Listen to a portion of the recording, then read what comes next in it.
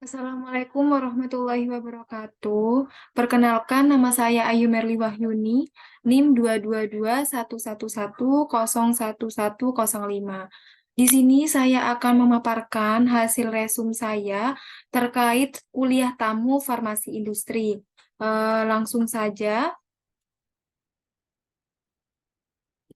yaitu yang pertama, pengembangan farmasi. Di sini ada obat baru.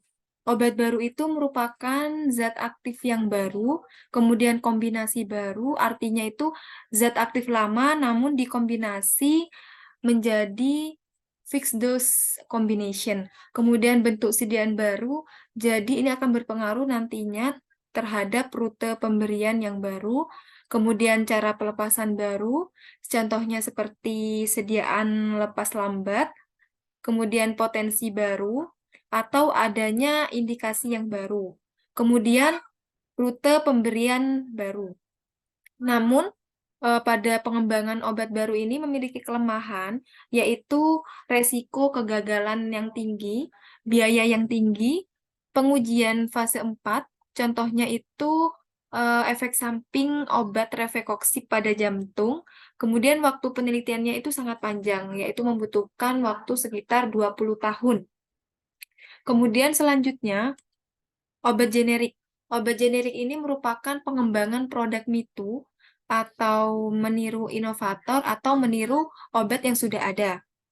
Kemudian pada obat generik ini uji klinisnya itu dapat digantikan uji bioekuivalensi.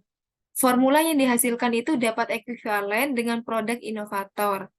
Dan pada obat generik ini memiliki kelebihan yaitu resiko kegagalannya paling rendah dan membutuhkan waktu yang lebih singkat, yaitu 2 sampai 5 tahun.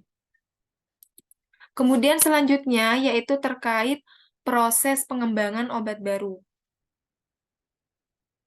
Eh, Pertama yaitu berawal dari molekul, kemudian molekul tersebut itu dimodifikasi menjadi suatu senyawa yang menghasilkan efek terapeutik pada tahapan ini. Pada tahapan ini banyak trial and error, walaupun senyawa yang dibuat itu banyak, tetapi biaya dan kegagalannya itu sangat tinggi. Kedua, setelah berhasil ditemukannya suatu senyawa, dibuatlah pembentukan formula untuk dilakukan uji praklinik kepada hewan uji coba. Dan uji klinik mulai dari fase 1 hingga fase 3 kepada manusia. Kemudian formula yang dibuat ini dapat menghasilkan efek terapeutik sesuai dengan harapan yang di awal. Kemudian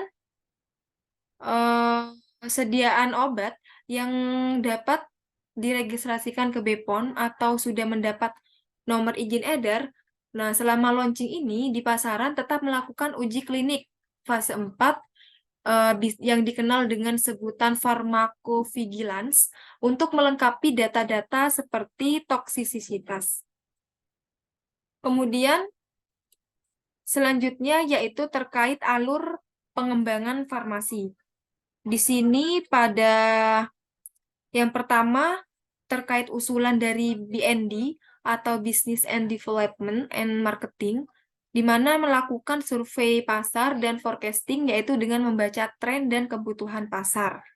Kemudian R&D ini akan mengkaji dan mengevaluasi dari CPOB atau cara produksi obat yang baik. Fasilitas dan peralatan apakah sudah memadai atau belum? Bila tidak ada, BND ini dapat mempertimbangkan untuk melakukan toll manufacturing atau produksi tidak di industri tersebut.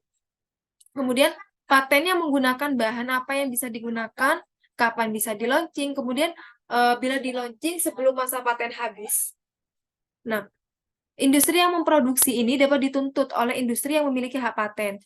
Contohnya misalnya nih, saya memiliki industri farmasi, yaitu memproduksi obat paten, mengurusi obat dagang yang berisi dapagliflozin. Nah, padahal Forxiga ini yang merupakan obat paten itu masa patennya masih ada. Nah, saya kan memproduksi, industri saya memproduksi. Nah, nanti industri saya ini akan dituntut oleh industri AstraZeneca ini. Seperti itu. Kemudian melakukan searching, yaitu pencarian bahan aktif obat di produsen dengan dokumen yang lengkap terkait GMP, sertifikat halal, dan lain-lain. Kemudian informasi penting dalam drug master file atau potensi impurities, intermediate, senyawa sejenis, dan lain-lain. Terakhir dilakukan estimasi harga.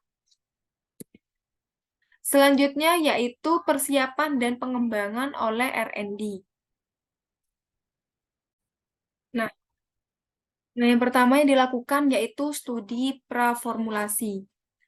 Kemudian karakterisasi produk komparator terkait ukuran dan profil disolusi, kemudian spesifikasi dan metode uji, apakah alat yang digunakan itu sudah memadai atau belum. Kemudian dilakukan pengadaan bahan, alat, dan bahan reagen.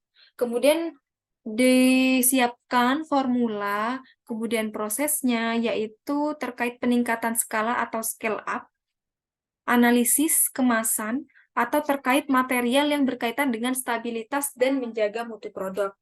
Kemudian pada pengembangan MITU ini, kita harus melihat produk inovator terlebih dahulu. Kemudian kita perlu tentukan bentuk ukuran, potensi, dan sifat fisika lain yang berkaitan dengan hasil akhir sediaan. Karena itu akan berpengaruh pada stabilitas obatnya. Seperti itu. Kemudian ketiga, mencari bahan aktif yang sesuai dengan desain awal. Yang keempat, tentukan proses dan parameter proses sehingga mendapatkan target yang kita harapkan. Kemudian yang kelima, melakukan pengujian, termasuk uji bioekuivalensi sehingga dapat membuktikan hasil produk MITU ini setara dengan produk inovator. Kemudian selanjutnya yaitu yang ketiga, peningkatan skala atau scale up. Nah, prinsipnya yaitu tidak lebih dari 10 kali dari sebelumnya.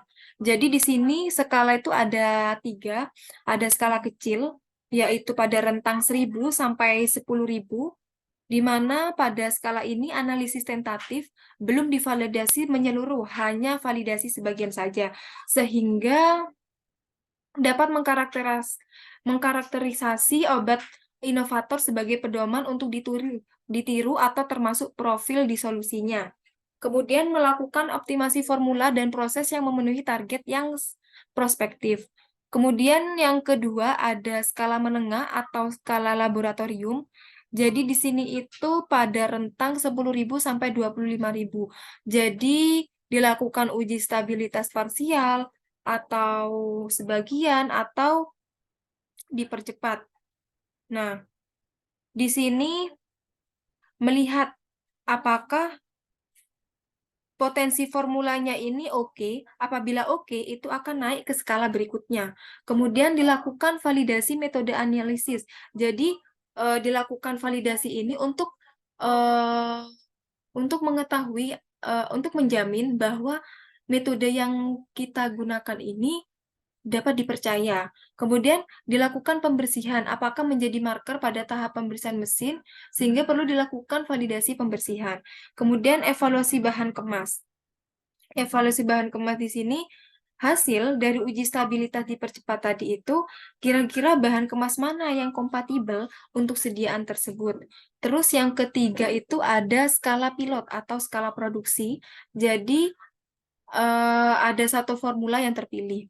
Yang pertama ada validasi proses atau menyeluruh 2/3 batch keterulangan antar proses bagaimana dengan kritikal parameter proses yang terkontrol. Contohnya yaitu proses pengeringan adalah waktu, suhu, ketebalan. Kemudian transfer teknologi itu berkaitan dengan proses formulasi ke produksi dan metode analisis ke QC. Maksudnya itu mulai menggunakan alat produksi, diskusikan dengan bagian produksi sebagai penerima formula. Kemudian yang ketiga, uji waktu tunggu. Jadi, uji waktu tunggu ini merupakan waktu tunda dari proses satu ke proses selanjutnya. ini maksudnya itu untuk setiap tahap, misalnya nih dari tahap mixing, kemudian hingga tahap tabletasi, itu kita perlu menentukan cara penyimpanannya, cara penyimpanan dalam memilih granul, kemudian sistem kemasannya itu seperti apa, terus berapa lama granul ini disimpan, seperti itu. Kemudian uji stabilitas. Uji stabilitas itu ada uji stabilitas accelerated, kemudian jangka panjang, multidose, menunjang distribusi, contohnya pada suhu 30 dan 40 derajat Celcius. Kemudian dilakukan uji bioekuivalensi, yaitu ini dilakukan dengan ketentuan sampel 100.000 atau 1/10 dari skala produksi. Jadi, mana yang lebih besar seperti itu? Atau pilih yang lebih besar. Selanjutnya, studi praformulasi. Studi praformulasi ini dibagi menjadi dua, yaitu karakterisasi sifat fisika, kimia, dan biologi bahan obat. Dan yang kedua yaitu studi kompatibilitas obat eksipien untuk menunjang formulasi. Yang pertama, tujuan studi praformulasi itu sebagai dasar rasional formulasi, sebagai dasar optimalisasi kualitas dan kinerja produk obat, kemudian untuk meningkatkan tingkat kesuksesan dan efisiensi formulasi produk, apabila sifat-sifat dari bahan aktif maupun eksipien yang digunakan itu tidak diketahui, maksudnya itu diketahui, maka tidak akan banyak trial and error. Waktu dan dana yang dibutuhkan itu atau yang dikeluarkan itu lebih sedikit pada saat proses produksi. Kemudian melakukan langkah mitigasi untuk menghasilkan produk yang bertujuan untuk berkhasiat dan keamanannya itu terjamin untuk pasien selama masa edar. Kemudian dibutuhkan suatu sistem yang bisa mempercepat waktu pengembangan. Nah, yang pertama ini terkait karakterisasi sifat fisika bahan obat, yaitu ada pemerian, yang kedua ada ukuran, bentuk, luas partikel, di mana ini akan mempengaruhi sifat alir, kemudian disolusi, bahan bioequibilitas, keseragaman kandungan, stabilitas, penampilan warna. Nah, pengaruh ukuran partikelnya besar, maka luas partikelnya itu lebih kecil, sehingga volume yang diperlukan itu tidak sebanyak yang granul halus, sehingga terjadi terlalu basah, dan akan memiliki persentase disolusi yang lebih rendah. Kemudian yang ketiga yaitu polimorfisme. Itu ini akan mempengaruhi stabilitas, yaitu perbedaan bentuk kristal dan amorf. Amorf ini cenderung lebih tidak stabil secara termodinamik yang memungkinkan untuk berubah menjadi kristal. Kemudian mempengaruhi disolusi. Ketika amorf ini sudah berubah jadi kristal, nah itu akan menurunkan disolusi karena kelarutannya itu turun atau kelarutannya itu lebih lambat. Kemudian akan mempengaruhi bioavailabilitas. Penurunan disolusi berpengaruh pada jumlah yang dapat terserap tubuh. Contohnya ini atorvastatin yang memiliki 70 bentuk kristal, sehingga kita perlu hati-hati untuk memilih bentuk kristal yang akan digunakan seperti itu. Kemudian titik lebur. Kemudian bahan, pemilihan proses, kemudian ini misal pada proses tabletasi, gesekan pada saat pengeluaran dapat diturunkan dengan menurunkan kecepatan mesin. Penting dalam menentukan parameter proses eutektik atau penurunan titik lebur karena dua bahan tercampur pada sediaan solid. Contohnya ini misalnya ibuprofen. Ibuprofen ini kan memiliki titik lebur 70 derajat Celcius, sehingga perlu meminimalisasi timbulnya panas sebelum proses. Kemudian yang selanjutnya yaitu dipengaruhi oleh kelarutan. Nah, kelarutan ini mempengaruhi bentuk sediaan, cairan granulasi, disolusi. Kemudian yang selanjutnya yaitu higroskopisitas. Jadi mempengaruhi dari sifat higroskopis. Nah, higroskopis itu maksudnya menarik air dari lingkungan pada kelembapan tertentu, sehingga penting untuk mengatur kelembapan lingkungan. Kemudian effloration, yaitu menarik dan melepas air ketika di suatu kondisi tertentu, misalnya asam sitrat monohidrat. Kemudian mempengaruhi deliquestion, yaitu menarik air lalu akan larut, tampilannya itu akan belang-belang dan semakin tebal. Contohnya itu magnesium klorida, ranitidin. Nah, salah satu mitigasi dari sifat higroskopis adalah yaitu mengoptimalkan kemasan yang digunakan sehingga tidak ada transfer dari luar ke dalam. Nah, PVC menunjukkan itu bentuk tablet makin besar dan warna makin pudar pada suhu 40 derajat Celcius, sedangkan PVDC cenderung lebih stabil. Kemudian selanjutnya yaitu dipengaruhi oleh densitas. Nah, densitas ini akan mempengaruhi sifat alir dan kapasitas mesin. Nah, load-nya itu 20-60% dari kapasitas.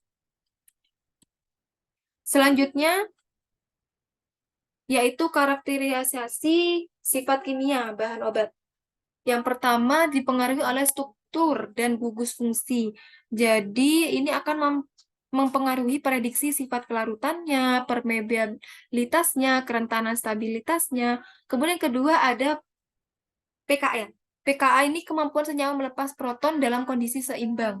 Jadi jika senyawanya itu punya pKa 7 lalu berada dalam lingkungan dengan pH 7, maka terjadi kondisi setimbang di mana 50% senyawa terionisasi, 50% senyawa tidak terionisasi. pKa tidak dapat menentukan sifat asam basa senyawa tersebut, harus melihat strukturnya. Jadi senyawa asam lemah pada pKa kurang dari 7 itu akan banyak dalam bentuk tak terionkan, sedangkan pada basa lemah pada pKa kurang dari 7 itu akan banyak pula dalam bentuk tak terionkan. Nah, ini pKa ini akan mempengaruhi kelarutan. Jadi bentuk yang tak terionkan ini artinya bentuknya semakin polar, sehingga semakin mudah larut dalam air. Nah, pada senyawa asam, semakin turun pH, semakin sulit larut dalam air karena semakin tidak terionkan. Kemudian akan mempengaruhi lokasi absorpsi. Nah, bentuk tidak terionkan tadi itu lebih mudah diserap dan akan mempengaruhi pemilihan dapar dan pengawetnya. Jadi pemilihan dapar dan pengawet itu dilakukan penentuan bahan bioavailable asam atau basa tidak ditentukan dari pKa-nya, tetapi dari strukturnya. Mohon maaf tadi penentuan bahan aktif itu tidak ditentukan dari pKa, tetapi ditentukan dari struktur kimianya. Jadi pemilihan dapar itu pKa yang mendekati pKa bahan aktif, pKa yang mendekati pH target kita. Nah, pemilihan pengawetnya lebih aktif dengan bentuk tidak terionkan. Contohnya itu seperti asam benzoat untuk digunakan per orang. Selanjutnya, berpengaruh juga pada koefisien partisi. Jadi mempengaruhi prediksi absorpsi, pengembangan sistem kromatografi, kemudian yang akan menghasilkan waktu retensi yang lebih lama apabila fase diamnya nonpolar dan membentuk paraben yang makin panjang atau rantai C-nya itu semakin panjang. Itu akan menghasilkan waktu retensi yang lebih lama atau semakin nonpolar. Itu pada kondisi HPLC reverse phase, reverse fase atau fase terbalik. Kemudian dipengaruhi oleh isomer, yang nantinya akan mempengaruhi farmakokinetik, farmakologi, dan toksikologi obat. Contohnya pada kasus dextrometorphan yang terjadi toksisitas. Kemudian dipengaruhi oleh stabilitas. Jadi ini akan mempengaruhi hidrolisis dan fotolisis. Langkah mitigasinya adalah dengan menggunakan amber vial atau vial coklat bisa melindungi atau tidak mentransmisikan cahaya atau radiasi di bawah 450 nanometer. Kemudian selanjutnya dipengaruhi oleh interaksi eksipien. Nah, interaksi ini paling dihindari, yaitu amina primer dengan gula pereduksi. Contohnya yaitu pada laktosa, dihindari pada roti, karena akan menghasilkan reaksi Maillard, yaitu perubahan warna roti menjadi coklat. Kemudian dipengaruhi oleh pengotor, seperti contohnya pengotor organik, yaitu ada nitrosamin, dan pengotor anorganik, contohnya katalis mineral, dan pengotor residual solvent. Kemudian karakterisasi sifat biologi obat. Nah, di sini berdasarkan klasifikasi biofarmaseutika atau BCS, di mana dapat dilihat Dari gambar sebelah kanan, itu klasifikasi BHS-nya ada 4 kelas, dapat dilihat. Nah, pengelompokan obat berdasarkan yang pertama yaitu kelarutan dalam air. Kelarutan tinggi berdasarkan BCS itu berbeda dengan kelarutan berdasarkan Farmakope Indonesia. Nah, dosis tertinggi misalkan nih valsartan 160 mg dengan valsartan 80 mg. Jadi yang digunakan itu valsartan yang 160 mg karena dosis tertinggi adanya perbedaan definisi antar negara. Kemudian media yang digunakan yaitu media air pada pH 1,2 sampai 6,8 pada suhu 37 derajat Celcius menyesuaikan dengan suhu tubuh manusia. Kemudian volumenya yaitu kurang dari 250 ml. Kemudian selanjutnya yaitu permeabilitas usus. Jadi permeabilitas tinggi berdasarkan BCS itu jumlah terserap dalam saluran cerna mencapai lebih dari 85% dari obat yang diberikan berdasarkan penetapan keseimbangan massa atau dibandingkan pada bioavailabilitas absolut. Kemudian yang kedua, yaitu keamanan terhadap operator. Itu akan mempengaruhi APD yang digunakan, itu sesuai atau tidak, mempengaruhi langkah-langkah perlindungannya, fasilitasnya. Data dapat dilihat dari Material Safety Data Sheet, atau kita kenal dengan MSDS, penanganan jika terjadi kecelakaan. Nah, itu dilakukan mitigasi dan mengumpulkan data MSDS-nya bisa dari senyawa obat paten, itu kemudian reagen kimia dan limbah. Kemudian selanjutnya tahapan pengembangan. Di sini untuk pengembangan formula yang pertama ada atribut bahan aktif obat, yaitu merupakan evaluasi pengaruh tiap atribut bahan aktif terhadap atribut mutu kritis produk obat. Jadi dilakukan analisis resiko relatif, ini yang dikontrol itu yang berwarna merah. Kemudian kedua, eksipien. Jadi ada diluent, binder, lubrikan antiadheran, glidan, disintegran, pewarna, pemanis, pengawet antioksidan, agen penghelat, kemudian surfaktan, pH modifiers, dan buffer, suspending agent, agen tonisitas, dan cangkang kapsul. Kemudian selanjutnya yaitu terkait spesifikasi produk. Jadi monografi farmakopenya itu berdasarkan Farmakope Indonesia, USP, kemudian BP, RAP, RGP, dan farmakope negara lain. Bagaimana jika tidak ada monografi? Itu hal yang tidak mungkin.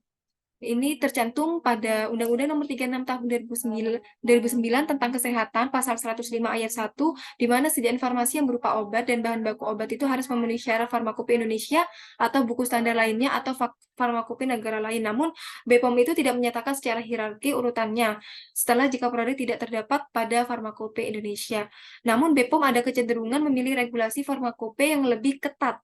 Kalau benar-benar tidak ada atau benar-benar baru, dapat membuat spesifikasi internal based on evaluasi karakteristik dari produk inovator berdasarkan uji disolusinya dan pH obatnya. Kemudian yang keempat, karakterisasi obat komparator. Jadi ini contohnya terkait bentuk, sifat fisikokimia dan biologi, break score-nya, kemudian komponen bahan tambahan secara kualitatif dan kuantitatif jika ada, kemudian target populasi pasien. Misalnya nih untuk orang tua itu kalau bisa ukurannya jangan terlalu kecil. Kemudian pada sediaan pediatrik juga seperti itu terkait taste making, itu untuk meningkatkan kepatuhan minum obat, kemudian bentuk sediaannya, dan keamanan excipientnya. Karena pada orang dewasa dengan pada anak-anak itu ada perbedaan atme belum sebaik orang dewasa. Misalnya nih akan terjadi intoleransi dapat menyebabkan diare akibat konsumsi laktosa. Kemudian yang kelima, overage. Nah, sejumlah produk yang sengaja ditambahkan dalam proses produksi sehingga mendapatkan kadar yang sesuai. Misalnya yang pertama yaitu container overage. Umumnya sediaan cair, jadi pertimbangkan yang tertinggal ketika dituang sehingga jumlah yang diklaim itu sesuai dengan yang diterima atau volume terpindahkan. Kemudian kedua, manufacturing overage, kehilangan selama proses karena tertinggal di mesin sehingga ditambahkan saat proses sehingga produk akhirnya itu sesuai. Kemudian stability overage, tidak disarankan lagi karena interaksi antar bahan misalnya nih pada multivitamin yang saling menyerang dalam satu wadah itu sehingga perlu ditambah selama masa edar karena masih masuk rentang. Kemudian yang keenam, inkompatibilitas. Solusi dengan pencampuran 1:1 dengan DTA atau DSC, penyekatan multilayer jika terjadi pencampuran yang tidak dapat dihindari antara bahan aktif satu dengan yang lainnya, maka dilakukan penyekatan, yaitu dengan double layer atau cutting. Kemudian, selanjutnya pengembangan proses, yaitu yang pertama ada pencetakan. Jadi pada metode granulasi sediaan padat itu ada 3 metode, ada cetak langsung, granulasi basah, dan granulasi kering. Kemudian pada pencampuran itu ada blend yang menggunakan satu mesin dan mix di semua tahap pergerakan antar partikel. Kemudian faktor pencampurannya itu ada ukuran bentuk densitas partikel, kohesivitas, kelembapan, kecepatan rotasi mixer, muatan elektronik, segregasi, kemudian aglomerasi, persamaan geometrik, kemudian persamaan kinetik, dan persamaan dinamik. Kemudian sekian pemaparan presentasi hasil resum saya. Apabila ada yang ditanyakan, bisa ditulis di kolom komentar. Sekian dari saya ucapkan terima kasih. Wassalamualaikum warahmatullahi wabarakatuh.